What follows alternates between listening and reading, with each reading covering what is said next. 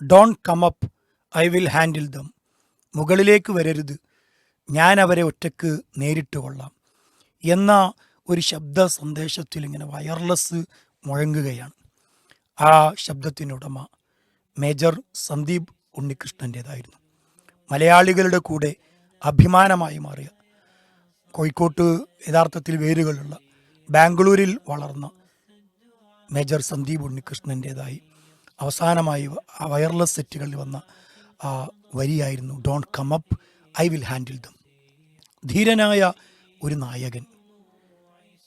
2008 November 26 Mumbai നഗരം വിറങ്ങലിച്ച ആ ദിവസം താജ് ഹോട്ടലിൽ ഇരച്ചുകയറിയ അനേകം ഭീകരർ, അവർ സൃഷ്ടിച്ച ആ ഒരു പുകമറ, ഭീകരാന്തരീക്ഷം, എത്ര നിരപരാധികൾ അതിനകത്ത് കുടുങ്ങിക്കിടക്കുന്നുണ്ട് എന്നറിയില്ല. എവിടെയൊക്കെയാണ് ഇവർ രഹസ്യമായി ഒളിച്ചു നിൽക്കുന്നത് എന്നറിയില്ല. അവിടേക്കാണ് നിർദ്ദേശം ലഭിക്കുന്നത് മേജർ സന്ദീപ് ഉണ്ണികൃഷ്ണന്.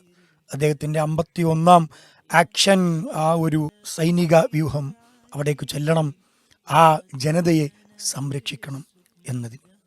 അങ്ങനെയാണ് അദ്ദേഹം അവിടെ ചെല്ലുന്നതും ആ റിസ്ക് ഏറ്റെടുക്കുന്നതും. 14 സാധാരണക്കാരെ രക്ഷപ്പെടുത്തുകയും തൻ്റെ സഹപ്രവർത്തകരെ, ഒരുപാട് ആളുകളെ സുരക്ഷിതമായി എത്തിക്കുകയും ചെയ്തതിന് ശേഷമാണ് മേജർ സന്ദീപ് ഉണ്ണികൃഷ്ണൻ മുകളിലേക്ക് ഒരു ഭീകരൻ്റെ പുറകിൽ ചെന്ന് അവനെ കീഴ്പ്പെടുത്തണം എന്ന ഉദ്ദേശത്തിൽ ഒറ്റക്ക് കയറിപ്പോവാണ്. അപ്പോഴും അദ്ദേഹം പറയുന്നത്, മരണം കൺമുന്നിൽ തെളിഞ്ഞു കാണുമ്പോഴും അദ്ദേഹം അവിടെ ഉറക്കെ വയർലെസ് സെറ്റിൽ വിളിച്ചു പറയുന്നുണ്ട്, don't come up, I will handle them. ആരും മുകളിലേക്ക് വരണ്ട, ഞാൻ അവരെ നേരിട്ട് കൊള്ളാം എന്ന ആ ഒരു ആത്മവിശ്വാസത്തോടുകൂടി, ആ വീര്യം സ്ഫുരിക്കുന്ന കണ്ണുകളുമായി ആ ഒരു നായകൻ, അദ്ദേഹം ഈ രാജ്യത്തിൻ്റെ ഏറ്റവും വലിയ അഭിമാനമായി മാറുകയായിരുന്നു അന്ന്. ധാരാളം മേജർമാരുടെ കഥകൾ നമ്മൾ പലപ്പോഴും അവരുടെ അനുഭവങ്ങൾ വായിക്കുമെങ്കിലും നമുക്കൊക്കെ അഭിമാനമായ മേജർ സന്ദീപ് ഉണ്ണികൃഷ്ണൻ്റെതായ ഈ ഒരു അനുഭവം ഇപ്പോൾ ഈ അടുത്ത ദിവസം നവംബർ 26 ഇപ്പോൾ അടുത്ത് കഴിഞ്ഞിട്ടുള്ളൂ.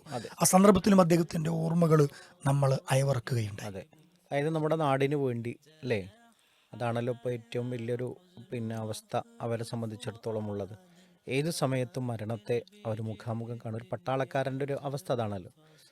നമ്മൾ ഉറങ്ങുമ്പോഴും ഉറങ്ങാതെ ഈ നാടിന് വേണ്ടി രക്ഷയൊരുക്കുന്ന, രക്ഷാകവചം ഒരുക്കുന്ന ഒരു ടീമാണ് നമ്മുടെ ഭടന്മാർ. പോലീസായാലും അതേപോലെ തന്നെ പട്ടാളമായാലും.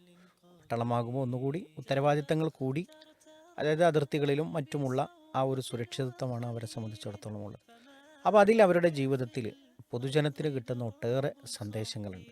അവർ ആ ഒരു തരത്തിൽ ചിന്തിക്കുന്നു എന്നുള്ളത് തന്നെയാണ് ഏറ്റവും വലിയൊരു കാര്യം. അതായത് നമുക്കെന്ത് നേരിട്ടാലും എൻ്റെ രാജ്യവും അതിലെ പ്രജകളുമൊക്കെ സുരക്ഷിതമായിട്ടിരിക്കണം എന്ന് ചിന്തിക്കുന്ന ഒരു മരം കോച്ചുന്ന തണുപ്പുകളെ വകവെച്ചുകൊണ്ട് കാശ്മീരിൻ്റെ കൊടും തണുപ്പിൽ അവരനുഭവിക്കുന്ന ആ ഒരു പ്രയാസം, പക്ഷെ നമുക്കത് ഒരു പ്രയാസമായി തോന്നാം.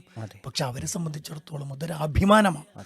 ഒരു രാജ്യത്തെ പൗരനും അതുണ്ടായിരിക്കണമെന്നാണ്. യഥാർത്ഥത്തിൽ പട്ടാളക്കാരൻ എന്നുള്ളിടത്ത് മാത്രമല്ല, ചിലപ്പോൾ വേണ്ടി വന്നാൽ രാജ്യത്തിന് വേണ്ടി ധീരമായി പോരാടേണ്ടുന്ന ഒരു പട്ടാളക്കാരനായി മാറാൻ ഞാൻ സന്നദ്ധനാണ് എന്ന് ഓരോ സാധാരണക്കാരനും വിളിച്ചു പറയാൻ കഴിയുന്ന അനുഭവങ്ങളും ചരിത്രങ്ങളും കഥകളുമാണ് നമ്മുടെ പട്ടാളക്കാരുടേതായി നമുക്ക് വായിക്കാനുള്ളത്. അപ്പം അതിൽ മുസ്ലിമെന്നോ ഹിന്ദുവെന്നോ ക്രിസ്ത്യാനിയെന്നോ എന്ന് വ്യത്യാസമില്ലാതെ നമ്മളവിടെ രാജ്യം നമ്മൾ ഒന്നാണ്. നമ്മുടെ രാജ്യം ഒന്നാണ്. നമ്മുടെ രാജ്യത്ത് നമ്മളും ഒന്നാണ്. ഭീകരർക്ക് മുമ്പിൽ, അതല്ലെങ്കിൽ തീവ്രവാദികൾക്ക് മുമ്പിൽ, രാജ്യത്തെ നശിപ്പിക്കുന്ന ആഭ്യന്തരവും ബാഹ്യവുമായ ശക്തികൾക്ക് മുമ്പിൽ, അതങ്ങനെയാണല്ലോ. രാജ്യത്തിനകത്തും പുറത്തും ഉണ്ടാകും രാജ്യത്തെ നശിപ്പിക്കാൻ ശ്രമിക്കുന്ന ഒരുപാട് ആളുകൾ.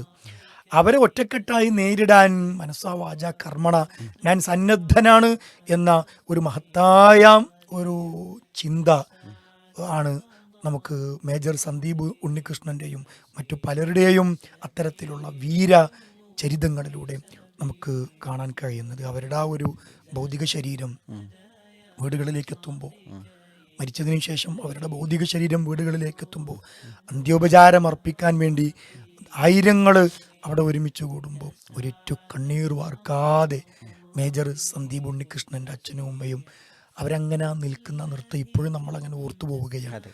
കാരണം അവർക്കറിയാം എൻ്റെ മകനെ സംബന്ധിച്ചിടത്തോളം, ഞങ്ങളുടെ മകനെ സംബന്ധിച്ചിടത്തോളം ഈ രാജ്യത്തിൻ്റെ നന്മക്കാണ് അവൻ ബലി കൊടുത്തത്, ബലിയർപ്പിക്കപ്പെട്ടത് എന്നുള്ള ആ ഒരു ഉത്തമ ബോധ്യമുള്ള മാതാപിതാക്കൾ കൂടിയാണ് അവർ. അതെ. അപ്പോൾ തീർച്ചയായും നമുക്ക് ഇത്തരത്തിലുള്ള വിഷയങ്ങളിലൊക്കെ ഒരുപാട് ഗുണപാഠങ്ങൾ നമുക്കുണ്ട് എന്ന കാര്യം കൂടിയാണ് ഇന്നത്തെ ഈ ഒരു ചിന്ത നമ്മുടെ മുമ്പിലൂടെ പങ്കുവെക്കുക.